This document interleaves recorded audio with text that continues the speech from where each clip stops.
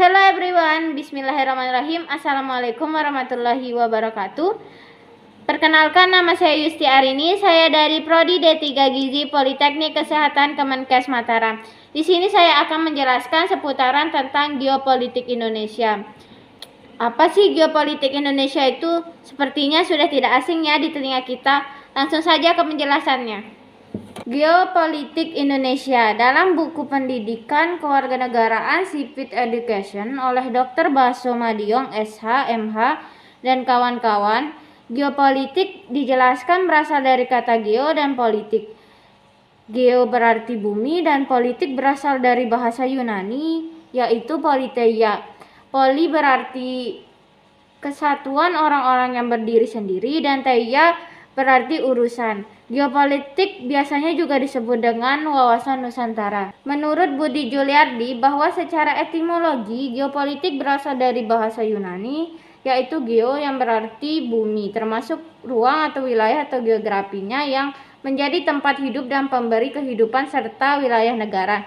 Sementara itu politik berasal dari kata politeia. Politeia itu sendiri berasal dari kata polis yang berarti kota atau negara atau kesatuan masyarakat yang berdiri sendiri, dan kata teia yang berarti kebijakan atau urusan yang bermakna kepentingan umum warga negara suatu bangsa. Jadi politeia bisa diartikan sebagai kebijakan penyelenggaraan negara. Menurut Kamus Besar Bahasa Indonesia, geopolitik adalah ilmu tentang faktor geografi terhadap ketatanegaraan, atau dengan kata lain geopolitik sebagai kebijakan negara atau bangsa sesuai dengan posisi geografisnya. Sementara berdasarkan buku bahan ajar yang berjudul Geopolitik Indonesia oleh Dwi Sulisuro dan kawan-kawan, pengertian geopolitik memiliki beberapa arti, yaitu 1. Geopolitik sebagai ilmu, yaitu memberikan wawasan objektif akan posisi kita sebagai suatu bangsa yang hidup berdampingan dan saling berinteraksi dengan negara lain dalam pergaulan dunia. 2. Geopolitik sebagai ideologi atau landasan ilmiah bagi tindakan politik suatu negara, yaitu hendak menjadikan wawasan tersebut sebagai cara pandang kolektif untuk melangsungkan, memelihara, dan mempertahankan semangat kebangsaan. Sekarang kita masuk ke teori geopolitik. Demikian teori geopolitik menurut beberapa ahli. Yang pertama, teori geopolitik menurut Friedrich Ratzel berpendapat bahwa negara diibaratkan sebagai organisme yang hidup. Pertumbuhan negara mirip dengan pertumbuhan organisme yang membutuhkan ruang hidup yang cukup agar dapat tumbuh dengan subur. Ketika ruang hidup semakin luas, maka negara akan semakin bertahan, kuat, dan maju. Teori ini populer sebagai teori organisme atau teori biologi. Yang kedua, teori geopolitik menurut Rudolf Jelen. Menurut Rudolf Jelen, negara merupakan satuan dan sistem politik yang menyeluruh dan meliputi bidang geopolitik, ekonomi, demopolitik, sosial politik, dan keratopolitik. Sebagai organisme yang hidup dan bersifat intelektual, negara wajib dan harus mampu mempertahankan dan mengembangkan dirinya melalui ekspansi. Yang ketiga yaitu teori geopolitik Karl Haushofer. Melanjutkan pandangan Ratzel dan Jelen, terutama pandangan tentang ruang hidup dan paham ekspansionisme, Karl Haushofer mengungkapkan bahwa jika jumlah penduduk suatu wilayah negara semakin banyak sehingga luas wilayah tidak dapat menampung lagi, maka negara tersebut harus berupaya memperluaskan wilayahnya sebagai ruang hidup bagi warga negara. Karl Haushofer yang memiliki latar belakang militer di Jepang juga pernah meramalkan bahwa Jepang akan menjadi negara berjaya di dunia apabila dapat menguasai benua-benua di dunia. Ia berpendapat bahwa pada dasarnya dunia terbagi menjadi 4 kawasan benua dan dipimpin oleh negara adidaya. Selanjutnya kita masuk ke unsur geopolitik Indonesia. Adapun beberapa unsur geopolitik Indonesia yaitu yang pertama ada wadah. Unsur ini terdiri dari wujud wilayah yang ditentukan oleh lautan dan gugusan ribuan pulau, tata inti organisme yakni sistem pemerintahan, dan tata kelengkapan organisme tentang kesadaran politik dan bernegara. Yang kedua ada inti. Isi geopolitik di Indonesia tercermin dari perspektif kehidupan manusia di Indonesia yang memiliki cita-cita bangsa Indonesia yang tertuang di dalam pembukaan UUD 1945. Yang ketiga ada tata laku. Tata laku memiliki dua unsur, yaitu tata laku batiniah yang terbentuk karena kondisi dalam pertumbuhan hidupnya, dan tata laku lahiriah yakni tentang tata perencanaan, pelaksanaan, serta pengawasan. Selanjutnya wawasan Nusantara. Pengertian wawasan Nusantara adalah cara pandang bangsa Indonesia terhadap rakyat, bangsa, dan wilayah negara Kesatuan Republik Indonesia yang meliputi darat, laut, dan udara. Di atasnya sebagai satu kesatuan politik, ekonomi, sosial, budaya, dan pertahanan keamanan. Wawasan berarti pula cara pandang.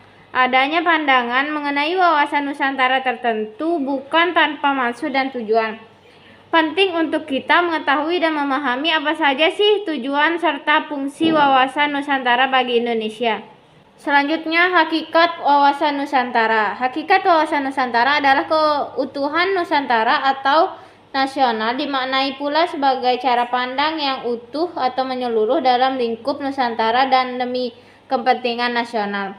Hal ini berarti setiap warga dan aparat negara harus berpikir, bersikap, dan bertindak secara utuh, menyeluruh dalam lingkup dan demi kepentingan nasional, bangsa, dan negara Indonesia. Kedudukan wawasan Nusantara. Wawasan Nusantara memiliki kedudukan sebagai visi bangsa. Dalam kaitannya dengan kedudukan, wawasan Nusantara merupakan visi bangsa Indonesia dalam menuju masa depan. Visi bangsa Indonesia sesuai dengan konsep wawasan Nusantara, yaitu menjadi bangsa yang satu dengan wilayah yang satu dan utuh. Selain itu, dalam paradigma nasional, posisi atau kedudukan wawasan Nusantara adalah sebagai berikut. 1. Pancasila sebagai falsafah ideologi bangsa dan dasar negara berkedudukan sebagai landasan ideal.